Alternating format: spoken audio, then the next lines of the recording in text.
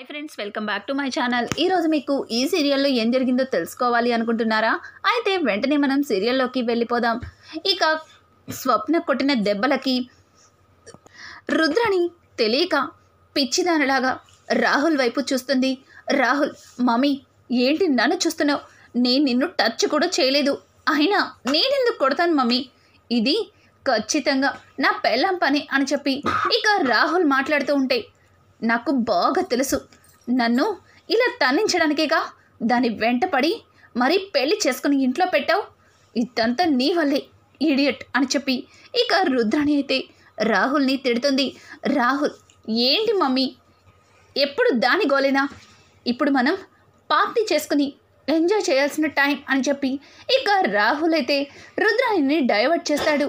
ఇక ఇక్కడ చూస్తే కావ్య అయితే తన గుండెల్లో బాధని ఎలా అయినా సరే ఇంట్లో వాళ్ళ అత్తగారికి కానీ అలాగే పెద్ద ఆవిడతో కానీ చెప్పి తన బాధని తీర్చుకోవాలి అనుకుంటుంది. ఇంతలో కావ్యకి అపర్ణే కాల్ చేస్తుంది. ఒక్కసారిగా అపర్ణ ఫోన్ చూసి కావ్య భయంతో చేతులు వణుకుతూ ఉంటాయి. ఇక పక్కన ఉన్న కనకం, కావ్య ఫోన్ వస్తుంటే లిఫ్ట్ చేయి వెంటే ఎవరే అని అడగడంతో దానికి కావ్య, నాకు తెలుసు ఖచ్చితంగా మా అత్తయ్య కూడా ఆయన చెప్పిన మాటల్ని నమ్మే ఉంటారు. మా ఎంతో సపోర్టింగ్గా మాట్లాడే మావయ్య గారే నమ్మారు. అత్తయ్య గారు నమ్మకుండా ఉంటారా? ఖచ్చితంగా నమ్మే ఉంటారు. ఇప్పుడు అత్తయ్య గారు ఏం అడుగుతారో ఏంటో, అత్తయ్య గారికి ఏం సమాధానం చెప్పాలో అని చెప్పి కావ్య తనలో తను బాధపడుతూ ఉంటుంది. ఇంకా కృష్ణమూర్తి అయితే, చూడమ్మా కావ్య, నువ్వే తప్పు చెయ్యలేదని మేమెలా నమ్ముతున్నామో ఖచ్చితంగా మీ అత్తగారు కూడా నమ్ముతారు. ముందు నువ్వు ఆవిడ ఎందుకు ఫోన్ చేస్తుందో మాట్లాడు అని చెప్పడంతో ఇక కావ్య భయంగానే ఫోన్ని లిఫ్ట్ చేస్తుంది. ఇక వెంటనే అపర్ణ కావ్య అని పిలవడంతో దానికి కావ్య, అత్తయ్య గారు అని చాలా బాధగా ఏడుపుతో పిలవడంతో ఒక్కసారిగా అపర్ణ గుండె తరుక్కుపోతుంది. అమ్మ కావ్య, బాధపడుతున్నావని నాకు తెలుసు. అక్కడ ఏం జరిగిందో నేను ఊహించగలను. నీ తప్పేమీ లేదని నాకు తెలుసు. నువ్వు బాధపడతావని నీకు ఫోన్ చేశాను అని చెప్పి ఇక అపర్ణ అయితే కావ్యని ఓదార్చుతూ మాట్లాడడంతో ఒక్కసారిగా కావ్యకి కొండంత ధైర్యంగా అనిపిస్తుంది. అత్తయ్య గారు, మీరు నన్ను అర్థం చేసుకున్నారు. మీరు నేను ఏ తప్పు చేయలేదని నమ్ముతున్నారు. అది చాలు నాకు.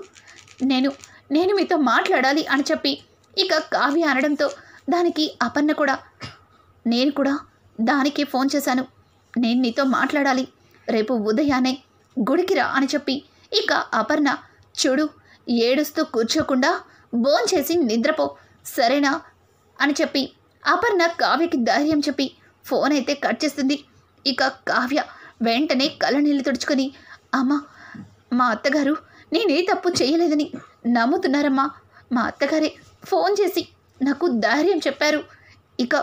ఇక నేనింకా భయపడనక్కర్లేదు.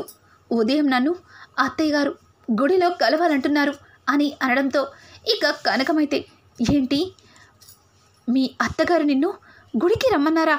అక్కడ కలవాలి అంటున్నారా? చూడు కావ్య, నిన్ను మళ్ళీ కాపురానికి తీసుకెళ్లాలని మీ అత్తగారు కోరుకుంటే రాను అని మొండికెయ్యకే. ఇప్పటికే నీకు అల్లుడు గారికి మధ్యలో చాలా దూరం పెరిగిపోయింది. నువ్వు దాన్ని మరీ పెంచొద్దు. మరీ బెట్టు చేయకుండా మీ అత్తగారితో మీ సంతోషంగా కాపురానికి వెళ్ళిపో అని చెప్పడంతో, అమ్మ, అదంతా రేపు ఉదయం మాట్లాడుకుంటాం. ఇప్పుడు నువ్వు అనవసరంగా లేనిపోని ఆలోచనలతో నీ మనసు పాడు చేసుకొని మమ్మల్ని కూడా పాడు చేయకు అని చెప్పి ఇక కావ్య అయితే అక్కడి నుంచి లోపలికైతే వెళ్ళిపోతుంది. ఉదయాన్నే అపర్ణ ఇక ఇందిరాదేవి దగ్గరకు వచ్చి జరిగిందంతా చెప్తుంది. ఇందిరాదేవి అపర్ణ మాటలు విన్న తర్వాత చాలా సంతోషిస్తుంది. అపర్ణ, నిజంగా ఈ పని నేనే చెయ్యాలి అనుకున్నాను, కానీ నువ్వే నీ కోడలి బాధని అర్థం చేసుకున్నావు. తను ఏ తప్పు చేయలేదని నమ్ముతున్నావు. చూడు, ఎలా అయినా సరే కావ్యకి నచ్చ చెప్పి తిరిగి మళ్ళీ కావ్యని ఇంటికి తీసుకురా. కావ్య తన భర్త మనసుని అర్థం చేసుకుంటుంది. రాజ్ముఖి తను ఏ తప్పు చేయలేదని రుజువు చేసుకుంటుంది. మళ్ళీ ఎప్పట్లాగానే రాజ్ కావ్య ఇద్దరు కూడా కలిసి ఉంటారు అని చెప్పడంతో దానికి అపర్ణ, అవునత్తయ్య, ఎలా అయినా సరే ఈరోజు ఆ కావ్యని ఈ ఇంటికి తీసుకుని వచ్చి తీరుతాను అని చెప్పి ఇక అక్కడి నుంచి అపర్ణ గుడికి బయలుదేరుతుంది.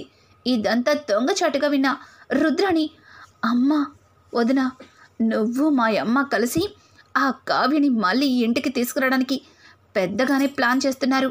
అది చూస్తూ నేనెందుకు ఊరుకుంటాను? ఇప్పుడే రాజ్ దగ్గరికి వెళ్ళి జరిగిందంతా చెప్పేస్తాను.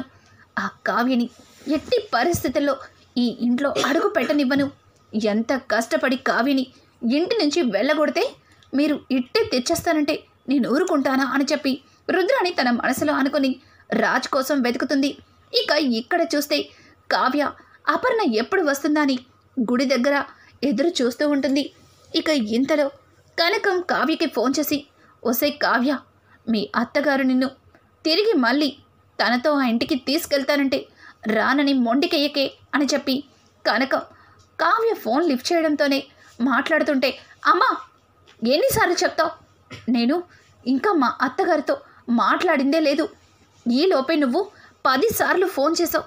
సరే మా అత్తగారు వస్తున్నారు, నేను తర్వాత మాట్లాడతాను, ఫోన్ పెట్టేసే అని చెప్పి ఇక కావ్య ఫోన్ కట్ చేస్తుంది. అపర్ణని చూసి చాలా ఎమోషనల్గా, అత్తయ్య ఎలా ఉన్నారు అని అడగడంతో ఇక అపర్ణ అయితే, ఇన్ని రోజులకి గుర్తొచ్చానా? నేను ఫోన్ చేస్తే గాని నువ్వు మాట్లాడలేదు. ఏ, నా కొడుకు నిన్ను ఇంటి నుంచి వెళ్ళిపోమ్మన్నాడు. మరి ఈ అత్తగారు గుర్తు రాలేదా? ఈ అత్తగారిని చూడాలనిపించలేదా? కనీసం ఫోన్ చేసి కూడా మాట్లాడాలనిపించలేదా? నేను ఫోన్ చేస్తే మాట్లాడతావా అని చెప్పి ఇక అపర్ణ అయితే కావ్యని నిలదీస్తుంది. కావ్య, క్షమించండి అత్తయ్య, నేను అక్కడ ఉన్నానే కానీ నా మనసంతా మీ గురించే ఆలోచిస్తుంది. మిమ్మల్ని ఈ పరిస్థితుల్లో దగ్గరుండి చూసుకోవాలి, కానీ నేను దగ్గర లేకుండా అయిపోయింది. పరిస్థితులు ప్రభావం వల్ల నేను కనీసం మీతో మాట్లాడలేకపోయాను. నన్ను క్షమించండి అత్తయ్య. ఇప్పుడు మీ ఆరోగ్యం ఎలా ఉంది అత్తయ్య? సమయానికి మందులు వేసుకుంటున్నారా అని చెప్పి ఇక కావ్య అయితే అపర్ణకి అన్ని రకాలుగా తన మంచి చెడ్డలని అడుగుతూ ఉంటుంది. ఇక అపర్ణ అయితే, నేను బాగానే ఉన్నాను కానీ అసలు ఏం జరిగింది?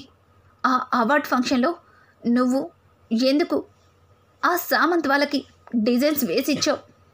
ఎందుకు నువ్వు ఆ అవార్డ్ని తీసుకోవాల్సి వచ్చింది అని అడగడంతో ఇక కావ్య జరిగిందంతా కూడా అపర్ణకి చెబుతుంది. నేను నా కాళ్ళ మీద నేను నిలబడ్డం కోసం ఒక చిన్న కంపెనీకి డిజైన్స్ని ఇచ్చాను. కానీ ఆ చిన్న కంపెనీ ఆ సామంత్ గ్రూప్ ఆఫ్ కంపెనీ బినామీకి సంబంధించిన మరొక చిన్న కంపెనీ అట. నాకు కూడా తెలీదు. నాకు తెలియకుండానే నా డిజైన్స్ని ఆ ఎక్స్పోలో వాళ్ళు వాడి ఆ బహుమతిని వాళ్ళు తీసుకునేలా జరిగింది. పైగా అది నేనే కావాలని ఆయన్ని ఓడిపోయేలా చేయాలని ఇదంతా చేసినట్టుగా ఆ అనామిక అందరి ముందు ప్రూవ్ చేసింది. నా ప్రమేయం లేకుండానే ఇదంతా జరిగిపోయింది. నేను ఈ నిజాన్ని చెప్పేలోపే ఆయన నన్ను అపార్థం చేసుకున్నారు. ఎంతగానో నన్ను సపోర్ట్ చేసే మావయ్య గారు కూడా చివరికి నా మాటలు నమ్మలేదు అని చెప్పి ఇంకా కావ్య బాధపడుతూ అపర్ణకి చెప్తుంది. అపర్ణ జరిగిందంతా విన్న తర్వాత అనామిక ఎంత పని చేసింది? ఇదంతా అనామిక ఆడిన కుట్ర. ఇంటి నుంచి అడుగు పెట్టిన తర్వాత అనామిక మన కుటుంబం మీద ఇంతలాగా పగ తీర్చుకుంటుందని అస్సలు ఊహించలేదు. ఇదంతా ఆ అనామిక చేసిందని ఎందుకు రాజ్ తెలుసుకోలేకపోయాడు అని అంటుంటే దానికి కావ్య, అదే అత్తయ్య, చెప్పాలని ఎంతగానో ప్రయత్నించాను, కానీ ఆయన నా మాట వినలేదు. కనీసం నాకు చెప్పే అవకాశం కూడా ఇవ్వలేదు. నాకు ఏం చేయాలో అర్థం కావట్లేదు. ఆయన అన్న మాటలకి మనస్తాపానికి చెంది ఆ గడప దాటానే గాని ఆయనంటే ప్రేమ లేక కాదు, ఆ కుటుంబం నాకు వద్దని కాదు, నా అత్తింటి పరువు ప్రతిష్టల్ని నేనెందుకు నాశనం చేస్తాను? ఒక్కసారి ఆలోచించండి అత్తయ్య అని చెప్పి కావ్య ఇక అపర్ణ 2 చేతులు పట్టుకొని బోరునే ఏడుస్తుంది. దానికి అపర్ణ, ఛీ పిచ్చిదానా, ఎందుకు ఏడుస్తున్నావు? నువ్వు ఏ తప్పు చెయ్యలేదని నేను నమ్ముతున్నాను. త్వరలోనే రాజ్ కూడా నమ్ముతాడు.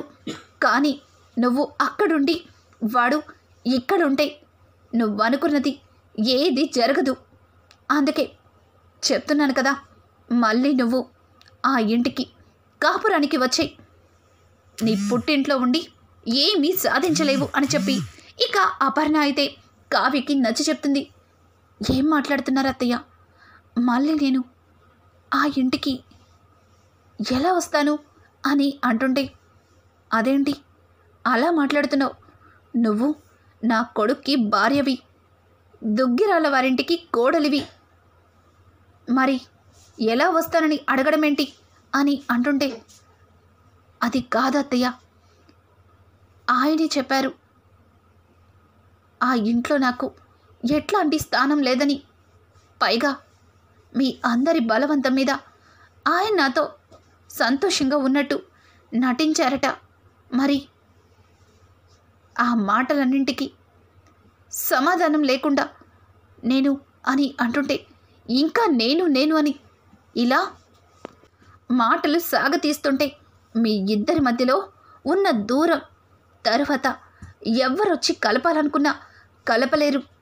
చూడు, నీ భర్త మనసులో మళ్ళీ నువ్వు స్థానాన్ని సంపాదించుకోవాలనుకున్నా నువ్వు ఏ తప్పు చెయ్యలేదని అందరి ముందు ప్రూవ్ చేసుకోవాలన్నా ఇది నీకొక మంచి అవకాశం. తిరిగి మళ్ళీ నువ్వు ఆ ఇంట్లో వాడికి భార్యగా, నాకు కోడలిగా నీ స్థానంలో నువ్వు ఉండాలి. అప్పుడే నువ్వు అనుకున్నది ఏదైనా నెరవేరుతుంది అని అనడంతో దానికి కావ్య, అత్తయ్య మళ్ళీ నేను ఆ ఇంటికి కోడలిగానా, ఆయనకి భార్యగానా రావడానికి అది ఆయన వచ్చి తీసుకెళ్తేనే వస్తాను. ఆయన అన్న మాటల్ని వెనక్కి తీసుకొని ఆయన తప్పు చేశానని ఒక్క మాట చెప్తే ఖచ్చితంగా ఆయన రమ్మని పిలవకపోయినా నేనే పరిగెత్తుకుంటూ వస్తాను అని చెప్పి ఇక కావ్య మాట్లాడుతుంటే, చూడు కావ్య, నీ ఆత్మాభిమానం ఎంతగా దెబ్బతినిందో నాకు అర్థమవుతుంది. కానీ ఇట్లాంటప్పుడు ఏ భార్య అయినా భర్తకి దగ్గరుంటే వాడి కోపం ఇట్టే పోతుంది. వాడు ఖచ్చితంగా అర్థం చేసుకుంటాడు. వాడి మనసు ఏంటో నాకు బాగా తెలుసు. నువ్విలా దూరంగా ఉండి వాడి మనసుని మరింత బాధ పెడుతున్నావు అని చెప్పి ఇక అపర్ణ చాలా విధాలుగా కావ్యకి నచ్చ చెప్పడానికి ప్రయత్నిస్తుంది. ఇక కావ్య అయితే, అత్తయ్య మీకు ఎదురు చెప్పాలని కాదు, అలా అని మీ మనసుని బాధ పెట్టాలని కాదు.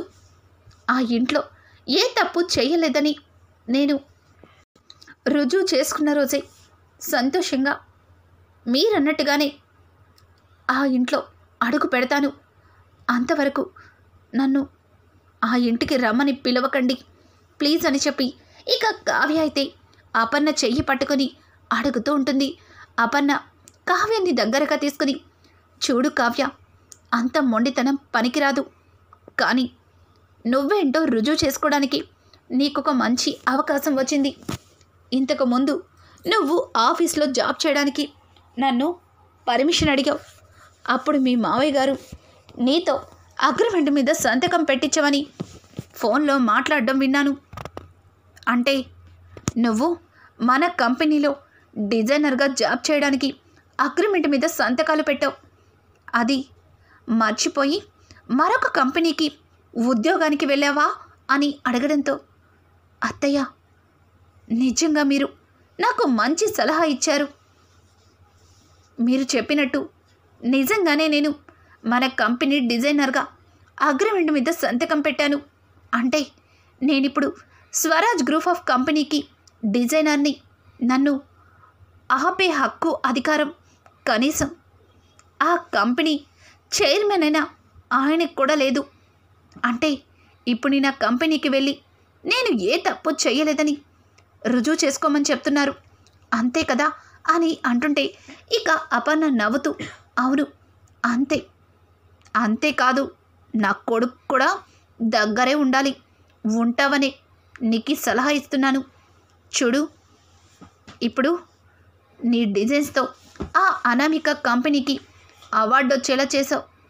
ఇప్పుడు అదే అవార్డుని మళ్ళీ నా కొడుకు సంపాదించుకునేలా చేయాలి. కానీ వాడి మనసుని బాధ పెట్టి కాదు.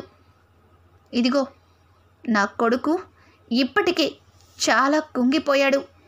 నువ్వు ఎలా అయినా సరే వాడి బాధ మొత్తాన్ని పోగొట్టాలి అని చెప్పి ఇక కావ్యకి అపర్ణ అన్ని విధాలుగా నచ్చ చెప్తుంది.